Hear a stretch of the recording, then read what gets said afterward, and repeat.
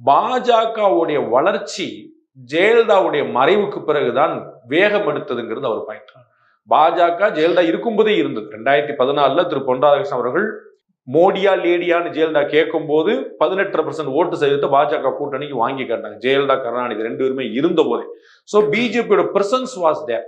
திரு அண்ணாமலை என்ன சொல்றாரு, ஜெயலலிதாவே ஒரு நல்ல ஹிந்து தலைவராக இருந்ததுனால ஹிந்துக்களுக்குன்னு ஒரு ஓட்டு ஜெனரேட் ஆகிறதுக்கான சந்தர்ப்பம் கிடைக்கும் போதெல்லாம் அதுக்கு எதுக்கு தனியா போட்டுக்கிட்டு நம்ம ஜெயலலிதாக்கே போட்டுடலாமே அப்படின்னு அந்த ஓட்டு அவங்களுக்கு போயிட்டு இருந்துச்சு.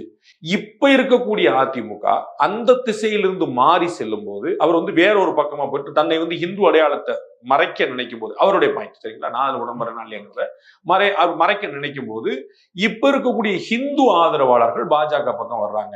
பாஜக இந்து கட்சின்னு அவரே சொல்லல, அந்த பேட்டியிலே அவர் கிளியர் பண்றாரு சரிங்களா, நான் இந்து கட்சின்னு சொல்லல, ஆனா ஹிந்து சிம்பத்தைசர்ஸ் ஹிந்து ஆதரவாளர்கள் பாஜக பக்கம் வந்தாங்க.